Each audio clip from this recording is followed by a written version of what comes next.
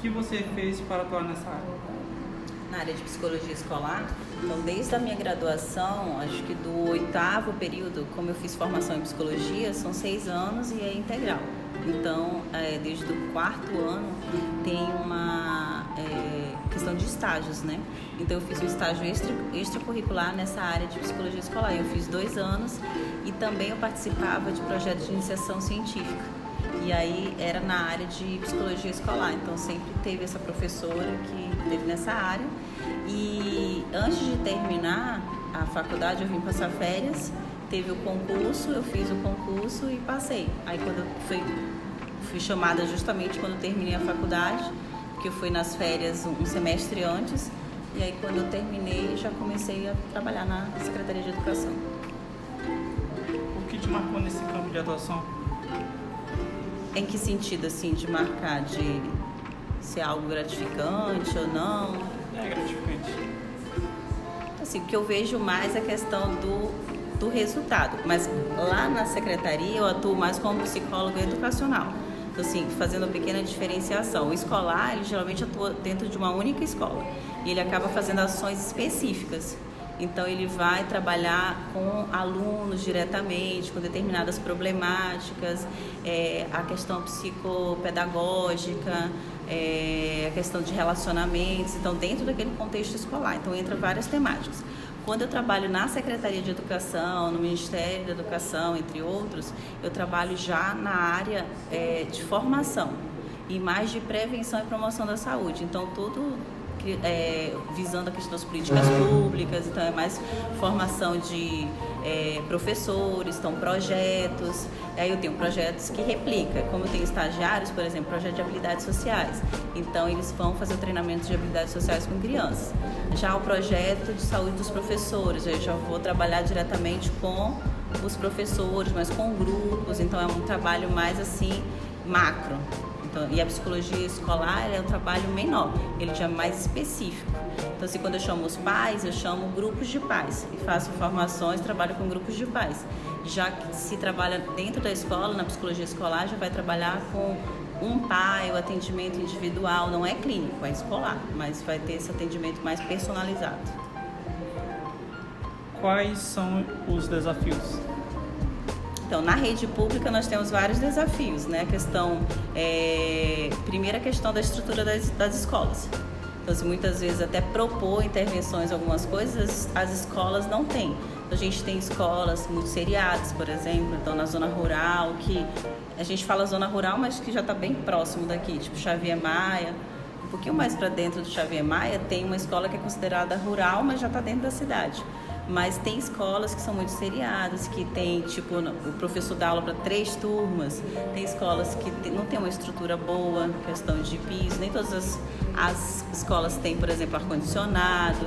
Então, essas dificuldades, fora a questão de material, de recursos, por exemplo, mesmo que eu queira trabalhar algumas coisas para pedir recursos, isso demanda, então nem sempre vem, então tem essa dificuldade.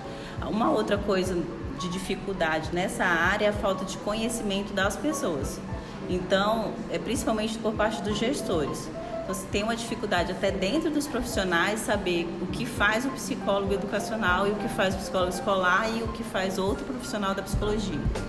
Porque muito se espera quando fala psicólogo que ele vai atender, então vai fazer clínica. Então, assim, a dificuldade é que, como é público, muda a gestão. Então, quando chega o gestor, ele acha que eu vou fazer isso na escola e já o código de ética não permite, eu não posso fazer clínica dentro da escola, são ambientes distintos. Então, ele quer que, geralmente, vá fazer, ele quer números, então quer vários que atendam os alunos. Então, se imagina uma psicóloga para 90 escolas. Então, assim, não seria impossível. Então, o trabalho é diferenciado. Então, as pessoas não entendem, mas aí tem colegas profissionais também que não compreendem, não sabem diferenciar, que acabam desempenhando esse papel.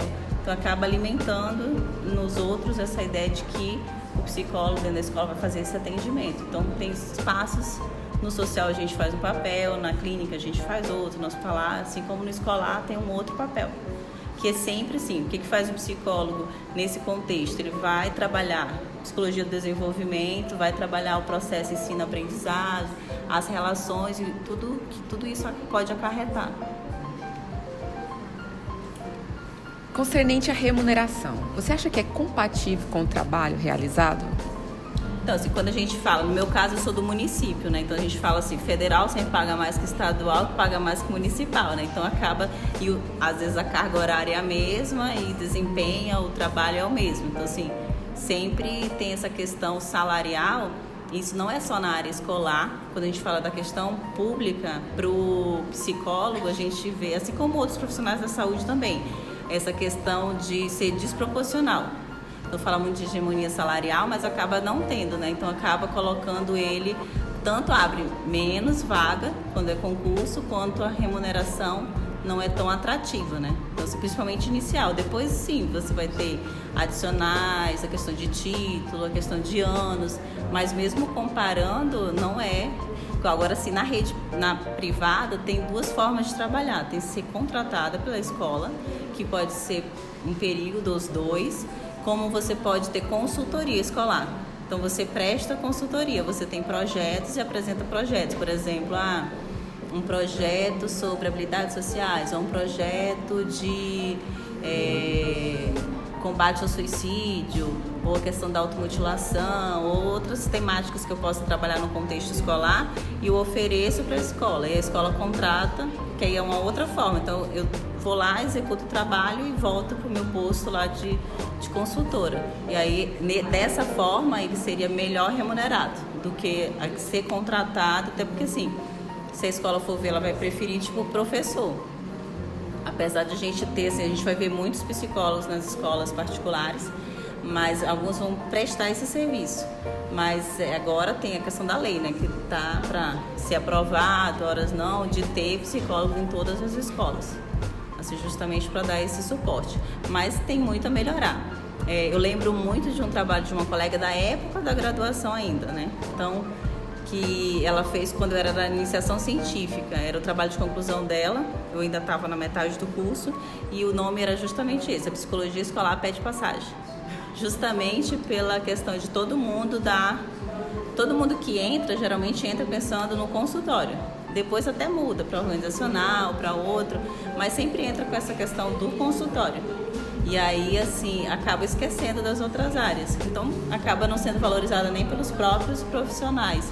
E não é uma área, assim, a gente pensa que é mais fácil, mas você precisa entender de todas as outras, praticamente, inclusive de organizacional, para entender como se relacionam os professores, porque às vezes o problema, somos chamados na escola, mas o problema lá não é o aluno, às vezes é a forma como os professores se relacionam entre eles, com competitividade, isso gera um mal-estar no ambiente escolar. Então tem muito essa questão da desvalorização do próprio profissional com essa área específica. Mas tem muitas coisas para ser feitas, muitas coisas para serem renovadas e eu acredito que tende a mudar, né? Ainda mais com essa visão nova que as pessoas estão tendo e vendo a escola como uma porta de entrada para a questão dos problemas, identificação do adoecimento mental. E para terminar, que mensagem de incentivo você deixaria para os alunos do primeiro e segundo semestre que queiram atuar nessa área? Então, principalmente a questão de estudo, né? Então, assim, independente da área, tem que ter a questão do conhecimento e a questão de você se especializar. Então, eu costumo dizer para todos os alunos, principalmente dos períodos iniciais, que a gente começa a construir o currículo no início, desde o primeiro período, da forma que a gente se relaciona, os cursos que a gente faz extra, como a gente apresenta os trabalhos. Então, assim, isso tudo vai fazendo com que alguém lá na frente indique ou não indique você. Então, seu currículo está sendo construído. E aí, quanto mais você estuda, quanto mais você pesquisa sobre determinado assunto, isso vai te deixando mais forte naquilo, né? Mais seguro. Mas, assim, ainda está muito recente, então, para vocês. Eu acredito que a ideia agora inicial é ver de tudo. Então, assim, se tiver oportunidade de ir em congressos, esses mais gerais, para fazer um pouquinho de cada coisa, justamente para você ver. Porque às vezes a gente acha assim, eu não gosto de criança, eu quero trabalhar, não gosto no sentido de trabalhar, né? Não gosto de trabalhar com criança, gosto de idoso. Mas aí, às vezes você tem uma oportunidade, ou às vezes até é obrigado no sentido de um trabalho, aí você se descobre naquilo. ou abordagem X ou Y, ou até mesmo a área. Então, você acha uma área chata, mas aí você vai e você descobre que não é, que de repente você tem uma fortaleza ali para apresentar e desenvolver um bom trabalho. Então, eu acho que agora não é o momento de pensar numa área específica, mas pensar em conhecer as diversas áreas para fazer uma escolha sensata e de acordo com que cada um tem potencial. Obrigada. De nada.